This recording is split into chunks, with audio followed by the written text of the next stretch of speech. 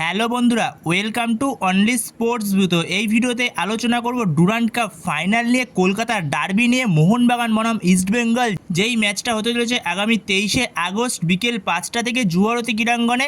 তো সেই ম্যাচটা নিয়েই এই ভিডিওতে আলোচনা করব। তো সেই ম্যাচে দুই দলের লাইন আপস কেমন হতে পারে ফাইনালে, এছাড়া দুটো দলের শক্তি ও দুর্বলতা কোথায় রয়েছে, তো সেই সমস্ত বিষয়গুলো দেখে নেব। এছাড়াও এই ফাইনাল ম্যাচটা কোন দল জিততে পারে, তো সেই সমস্ত বিষয়গুলো নিয়ে এই ভিডিওতে আলোচনা করে নেব। তো ভিডিওটি সবাই শেষ পর্যন্ত দেখতে থাকো, আর চ্যানেলে নতুন হয়ে থাকলে চ্যানেলটি সাবস্ক্রাইব করে পাশে থাকা বেল আইকনটি অন করে পাশে থেকো। তো সেখানে আগামী 23শে আগস্ট বিকেল 5টা থেকে যুবভারতী ক্রীড়াঙ্গনে মুখোমুখি হচ্ছে মোহনবাগান বনাম ইস্টবেঙ্গল, কলকাতার ডার্বি। এই ডুরান্ড কাপটা শুরু হয়েছিল কলকাতার ডার্বি দিয়ে এবং ডুরান্ড কাপটা শেষও হবে কলকাতার ডার্বি দিয়েই। তো এই কলকাতা ডার্বিতে তো একটা টিম জিতবেই, তো ট্রফিটা কলকাতাতেই থাকছে ডুরান্ড কাপটা। তো সেই জায়গায় যদি আমরা এই ডুরান্ড কাপে দুটো দলের শক্তি ও দুর্বলতা নিয়ে আলোচনা করি, তো সেখানে দুটো দলই এখনও পর্যন্ত এই ডুরান্ড কাপে মোটামুটি খারাপ ফুটবল খেলেনি, ভালোই ফুটবল খেলেছে। যেখানে মোহনবাগান এই ডুরান্ড কাপে 5টা ম্যাচ খেলেছে, তো 5টা ম্যাচে তারা গোল করেছে 16টা। আর উল্টো দিকে ইস্টবেঙ্গল তারাও 5টা ম্যাচ খেলেছে এই ডুরান্ড কাপে এখনও পর্যন্ত, তো তারা গোল করেছে 13টা 5 ম্যাচে। আর দুটো টিমই একটা করে গোল খেয়েছে এখনও পর্যন্ত এই ডুরান্ড কাপে। তো সেখানে যদি দুটো দলের অ্যাটাক, মাঝমাঠ এবং ডিফেন্স নিয়ে আলোচনা করি, তো প্রথমে যদি ইস্টবেঙ্গলকে নিয়ে কথা বলি, যেখানে ইস্টবেঙ্গল টিমটার মধ্যে কিছুটা সমস্যা রয়েছে, যেখানে ডিফেন্সেও একটু সমস্যা রয়েছে। যেখানে ডিফেন্সে যে ন্যাচো বলে যে প্লেয়ারটাকে সাইন করিয়েছে, তো সেই প্লেয়ারটা পুরো চোটের সমস্যায় ভুগছে, কারণ সে চোট নিয়েই খেলতে এসছে এই ইস্টবেঙ্গলে। তো তাকে ইস্টবেঙ্গল ছেড়ে দেবে, এটা কনফার্ম প্রায়। আর যদি মাঝমাঠের কথা বলো, তো ইস্টবেঙ্গলের মাঝমাঠটা স্ট্রং। তো ইস্টবেঙ্গলের মাঝমাঠে মোহাম্মদ রাশিদ বা ড্যানি র্যামিরেস এই মরশুমের সবথেকে সেরা সাইনিং ইস্টবেঙ্গলের। এছাড়াও ভারতীয়দের মধ্যে জিকসনের মতো প্লেয়ার খেলছে। তো ইস্টবেঙ্গলের মাঝমাঠটা খুবই স্ট্রং মাঝমাঠ।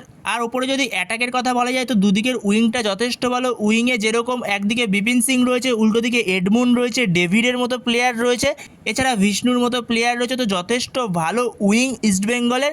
শুধু ওপরের স্ট্রাইকারের জায়গাটাই একটু সমস্যা রয়েছে ইস্টবেঙ্গলের, কারণ এখনও পর্যন্ত ইস্টবেঙ্গলের বিদেশি স্ট্রাইকার এফিয়ং এসে পৌঁছায়নি। তো যেরকমটা আপডেট ছিল এফিয়ং চলে আসবে ডার্বিতে, কিন্তু এফিয়ং এখনও পর্যন্ত ভিসা পায়নি। তো এফিয়ংয়ের আস্তে আস্তে সোমবার যেরকমটা শোনা যাচ্ছে, তো কলকাতা ডার্বিতে এফিয়ংকে ইস্টবেঙ্গল পাবে না।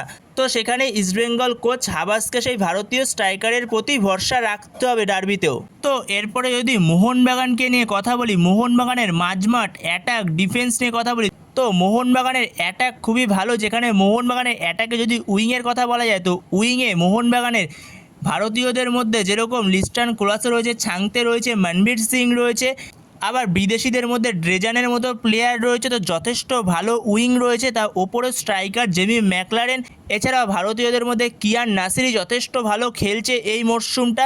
এরপরে যদি মোহনবাগানের মাঝমাঠ নিয়ে কথা বলা যায়, তো মোহনবাগানের মাঝমাঠও এই মরশুমে যথেষ্ট ভালো মাঝমাঠ। যেখানে মাঝমাঠে আপুয়ার মতো প্লেয়ার রয়েছে, এছাড়া তার পাশে অনিরুদ্ধ থাপার মতো প্লেয়ার রয়েছে যারা আগে থেকেই ছিল। এছাড়াও এই মরশুমে নতুন বিদেশি সাইনিং মিগুয়েল ফিগুয়েরার মতো প্লেয়ার রয়েছে। এছাড়া সাহাল যথেষ্ট ভালো খেলছে এই মরশুমে ডুরান্ড কাপে। এখনও পর্যন্ত যতগুলো ম্যাচ খেলেছে সবথেকে বেশি ইমপ্রেসিভ যদি মোহনবাগানের কোনো প্লেয়ার করে থাকে, তো সেটা হলো সাহাল। তো সাহাল দুরন্ত খেলছে, তো সাহালেরই চান্স আছে এই মরশুমের গোল্ডেন বলটা পাওয়ার ডুরান্ড কাপে। এরপরে যদি মোহনবাগানের ডিফেন্স নিয়ে কথা বলি, তো মোহনবাগান এখনও পর্যন্ত এই টুর্নামেন্টে যথেষ্ট ভালোই ডিফেন্স করেছে। আলবার্তো রড্রিগেজ, এছাড়া রাহুল ভেকেরা যথেষ্ট ভালো ডিফেন্স করেছে।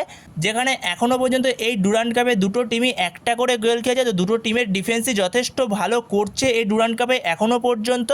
তো এরপরে যদি আমরা বলি এই ম্যাচটা কোন দল জিততে পারে, ডুরান্ড কাপটা কোন টিম জিততে পারে, তো সেখানে দেখো যদি মোহনবাগান ইস্টবেঙ্গল না থাকতো, অন্য কোনো টিম থাকতো, তাহলে সেখানে বলা যেত কোনো একটা টিমকে একটু হলেও এগিয়ে রাখা যেত ফাইনালে।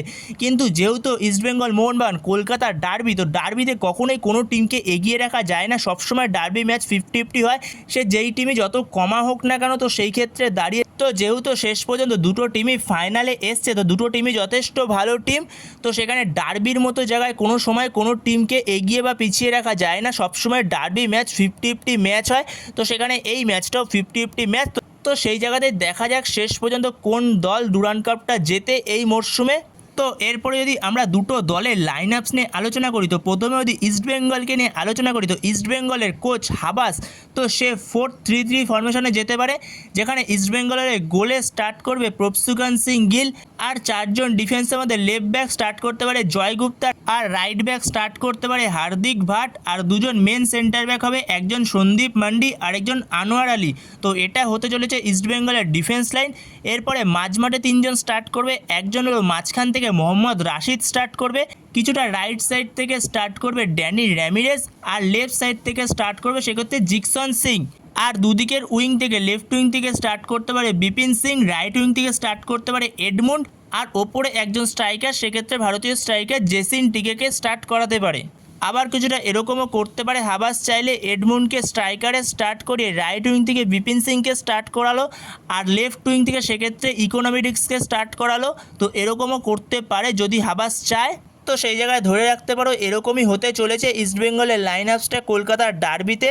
তো এরপরে যদি আমরা মোহনবাগানের লাইন আপস নিয়ে আলোচনা করি ইস্টবেঙ্গলের বিরুদ্ধে, তো মোহনবাগানের কোচ প্যানাজিওটিস ডেলিম্পেরিস সে মোহনবাগানকে 4-2-3-1 ফরমেশনেই খেলাবে, যেখানে গোল পোস্টে স্টার্ট করবে অবভিয়াসলি ভিশাল কাইত, আর ডিফেন্সের চারজনের মধ্যে লেফট ব্যাক স্টার্ট করবে Subhashis Bose, right back start করবে অভিষেক ট্যাকচাম সিং, আর সেক্ষেত্রে দুজন মেন সেন্টার ব্যাক হবে, একজন বিদেশি সেন্টার ব্যাক আলবার্তো রড্রিগেস, এবং তার পাশে স্টার্ট করবে রাহুল বেকে, আর মাঝমাঠে দুজন স্টার্ট করবে, একজন হলো আপুয়া, তো আপুয়ার পাশে সামির জেলকোভিচকে স্টার্ট করাবে, আর দুদিকের উইং থেকে লেফট উইং থেকে স্টার্ট করবে লিস্টান কোলাসো, যেহেতু ড্রেজান ড্র্যাজিক তার একটু শরীর অসুস্থতা ছিল, সে আগের দিনের ম্যাচ স্টার্ট করেনি, আগের দিনের ম্যাচে সে ছিল না, তো সেই কারণে এই ম্যাচে হয়তো সে থাকবে কিন্তু বেঞ্চে থাকবে, পরবর্তী সময় আসতে পারে। তো সেখানে লিস্টান কোলাসোকে স্টার্ট করাবে লেফট উইং থেকে, আর রাইট উইং থেকে সেক্ষেত্রে স্টার্ট করাবে মনবীর সিং, অথবা মনবীর সিংয়ের জায়গায় যদি কোচ চায় তো সেক্ষেত্রে ফার্স্ট হাফ থেকে ছাংতেকেও স্টার্ট করাতে পারে, যেখানে ছাংতে আগের দিন 10 মিনিট মতো খেলেছে, তো সেক্ষেত্রে ছাংতেকে দিয়েও স্টাইলে স্টার্ট করাতে পারে কোচ। এখন সেটা কোচের ওপর নির্ভর করছে, কিন্তু আমি এখানে আপাতত পর্যন্ত মনবীর সিংকেই রাখছি। আর ওপরে একজন স্ট্রাইকার হতে চলেছে এই ম্যাচে জেমি ম্যাকলায়নকে হয়তো প্রথম থেকে স্টার্ট করাবে কোচ, যেহেতু ডার্বির মতো একটা প্রেশার ম্যাচ, তো সেক্ষেত্রে জেমি ম্যাকলায়নকে স্বাভাবিকভাবেই প্রথম থেকে স্টার্ট করাতে পারে এই ম্যাচে। তো এরকমই হতে চলেছে দুটো টিমের লাইন আপস। তো তোমাদের এ বিষয়ে কি মতামত? দুটো টিমের লাইন আপসে কি কোনো চেঞ্জ হতে পারে? ইস্টবেঙ্গল মোহনবাগান দুজনেরই কি লাইন আপসে কোনো চেঞ্জ হতে পারে, নাকি এরকম সেম টু সেমই লাইন আপস থাকবে? তো তোমাদের এ বিষয়ে যদি কোনো মতামত থেকে থাকে সেটা অবশ্যই কমেন্ট বক্সে কমেন্ট করে জানিও। আর তোমাদের মতে এই ডার্বিটা কোন দল জিততে পারে, মানে ডুরান্ড কাপটা কোন দল জিততে পারে, তো সেটাও অবশ্যই কমেন্ট বক্সে কমেন্ট করে জানিও। তো এই ভিডিওতে এই পর্যন্তই। তো এই ভিডিওতে এই আপডেটগুলো নিয়েই আলোচনা করার ছিল। তো ভিডিওটি ভালো লাগলে অবশ্যই লাইক শেয়ার সাবস্ক্রাইব করতে ভুলো না। তো নেক্সট ভিডিওতে দেখা হচ্ছে, ততক্ষণের জন্য বাই বাই।